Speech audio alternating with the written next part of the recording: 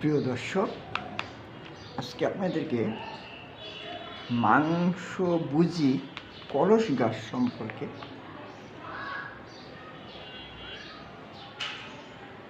বলবো। ঘটনাটা লিখেছেন মৃত্যুঞ্জয় রায়, কৃষিবিদ ও প্রকৃতি বিষয়ক লেখক।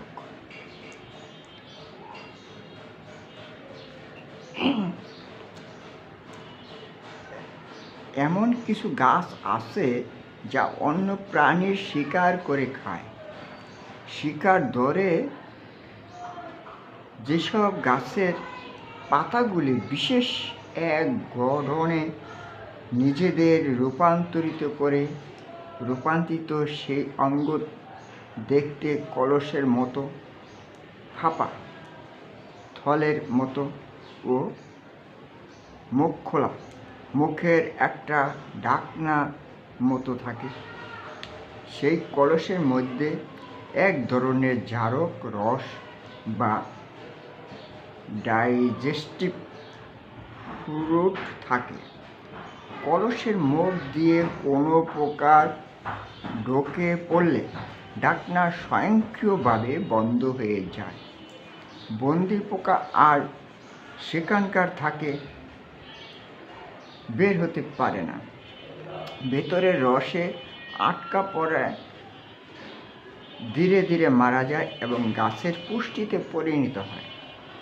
কলসের ভিতরে নিচের দিকে এমন কিছু গ্রন্থি রয়েছে যার সাহায্যে পাতা সেই পুষ্টিরত শোষণ করে নেয়।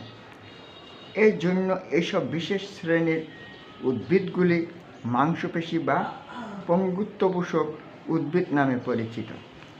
দক্ষিণ এশিয়ার অনেক দেশে এইসব উদ্ভিদ দেখা যায়, যারা নেপেন্থিস গুণের গাছ।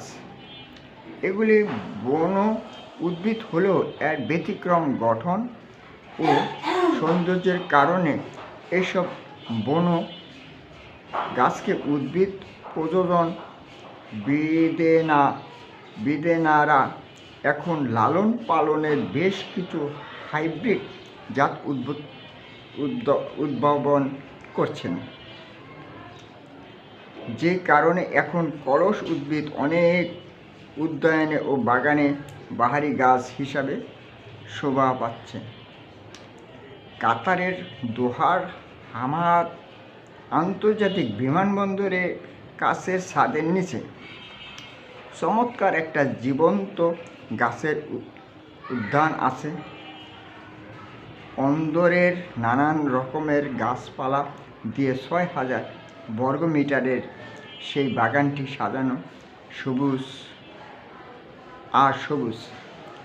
শান্ত, স্নিগ্ধ ও মনোরম পরিবেশে এক পরিবেশ। এই বছরের ৫ই জানুয়ারি নিউ ইয়র্ক থেকে ঢাকা ফেরার পথে, তার মানে মৃত্যুঞ্জয় রায়, উনি ফেরার পথে দোহায় ট্রানজিটে প্রায় ৮ ঘন্টার অবসর পেলেন। এই অবসরে সে গাছটি ঘুরতে বেরিয়ে পড়ল। বাগানে প্রবেশ করতেই পায়ের কাছে লাল সবুজ পত্রপল্লবে ঘনভাবে থাকা অ্যান্থোরিয়াম গাছগুলি যেন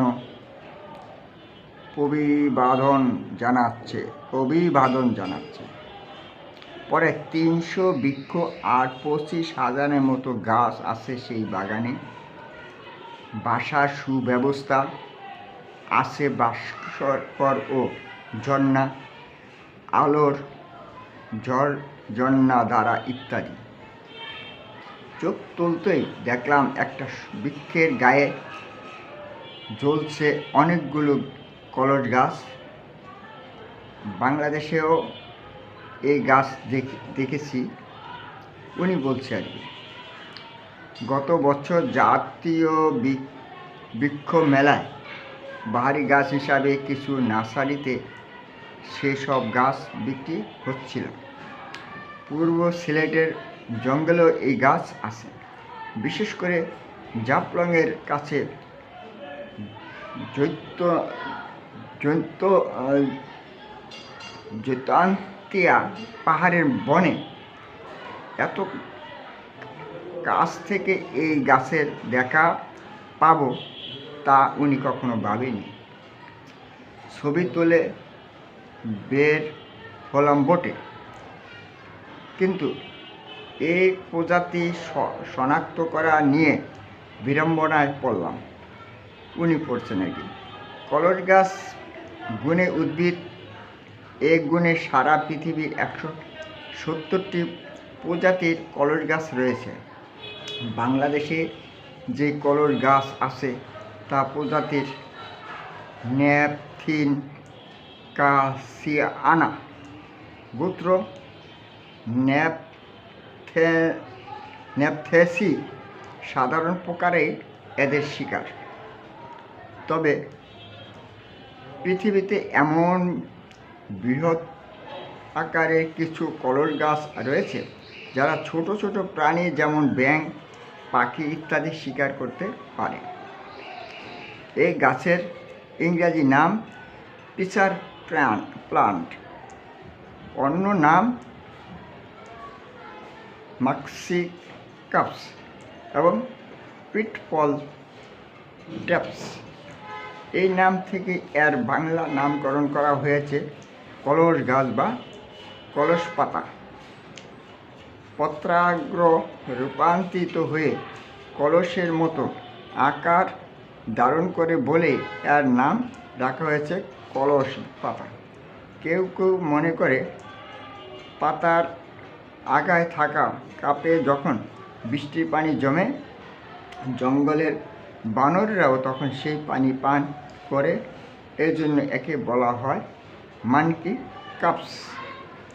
তো এতক্ষণ আমরা মাংসভোজী কলস গাছের কথা শুনলাম। আমরা এই কলস গাছও প্রাণী শিকার করে, তাও আমরা বুঝতে পারলাম। তো আজ এই পর্যন্তই। সবাই ভালো থাকেন, সুস্থ থাকেন এবং সবচেয়ে বড় হচ্ছে নিরাপদে থাকেন।